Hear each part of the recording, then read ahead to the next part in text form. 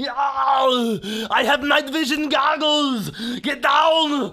Get into the chopper. I'll be back.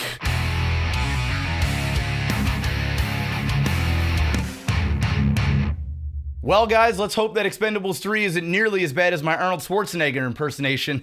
I'm sorry, but I find it kind of ironic that Randy Couture is in this franchise, and just like his MMA career, this shit is going on way too long. At least in this installment, they added a couple of Expendables that actually spiced up the movie a little bit, and I'm talking about Antonio Banderas. That guy's a lot of fun, and we'll talk a little bit more about him later on. But they also added the Expendable, Ronda Rousey, and although she kicks ass, her acting is bad.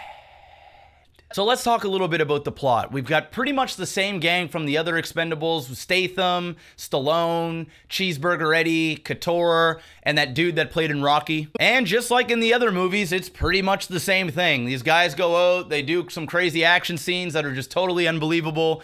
They throw one-liners nonstop, and they go and try and hunt down a bad guy. But wait, there's more. But this time it's going to be young people, because the old guys can no longer do what they used to be able to do back in the day. So for the next 30 minutes or so, Stallone heads out and finds a group of young recruits. Wow, that rhymed. That was kind of cool. And this is where Stallone runs into Kellen Lux's character. And I gotta say, Kellen Lux did a pretty good job with this role as well. And I can kind of see Stallone maybe potentially handing off the franchise to these younger guys. Now, I'd be totally surprised if Stallone totally left the franchise, because we know how much he loves the camera time. But I can kind of see him setting these guys up and setting the movie up so that these young Expendables can sort of take over for the old timers. But if they do have an Expendables 4 and they are passing the torch down to these younger recruits, I am hoping that they get rid of Ronda Rousey, because she can't act at all. I mean, this is her face for the majority of the movie. Okay, no, wait, this face right here when she's angry. I was affected big time by your acting. It was terrible. Just stop. All right, guys, let's get to the good stuff. Wesley Snipes. This guy is awesome. I mean, it's just good to see him back in films, doing his thing, kicking some ass.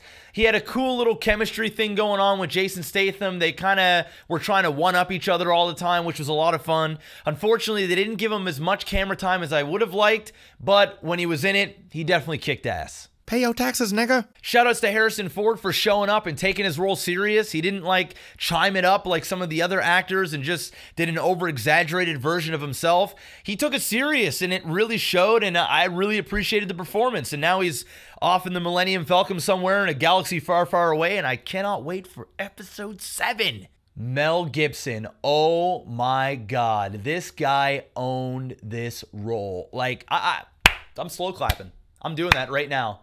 If I had to rate this movie on just his performance, it would get Bouse status for sure. Hands down. I mean, this is one of the best villains I've seen in a movie in a very, very long time. I think we had Jean-Claude Van Damme for the last one. Mel Gibson just turns the notch up all the way. Like, he's menacing. He got jacked for this movie. He had cool fight scenes. He just embodied this character. Hands down, the best part of this movie. Antonio Banderas is in this movie. He did a really good job. I thought he was super funny. Now, I could see if some people think that he was a little annoying or try-hard-ish, but I really felt his humor. It was funny. Every scene that he was in, there was this, like, Latin music. All right. Muchas gracias, señorita. Oh, everybody calm down. Okay. All right. Yandere, more, iba, I leap like an apple, I fly like an eagle, I run like a cheetah.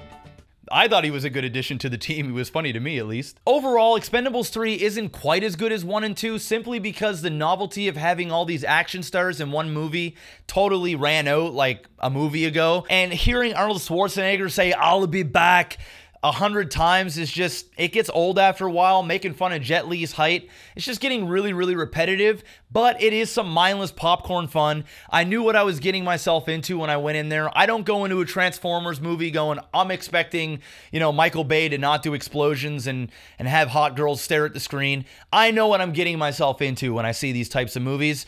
So I gotta say, I enjoyed it. I watched it on matinee night, got my ticket for a cheap price, and I'll say that this movie is not Bad Dot Jpeg.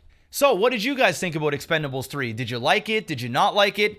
Are you going to see Expendables 4 if it comes out, or Expendables? Who was your favorite character? Mine for sure was Mel Gibson. Let me know in the comments below. Also, I want to just give a big thank you to everybody that's been liking these videos. I got like 900 likes on the last one. Really do appreciate it. All the constructive criticism. Just give me a little bit of time to keep working this out and try and get my rhythm going with these movie reviews. Hopefully you guys are still enjoying these. I'm MaximusBlack, and of course, stay Bouse.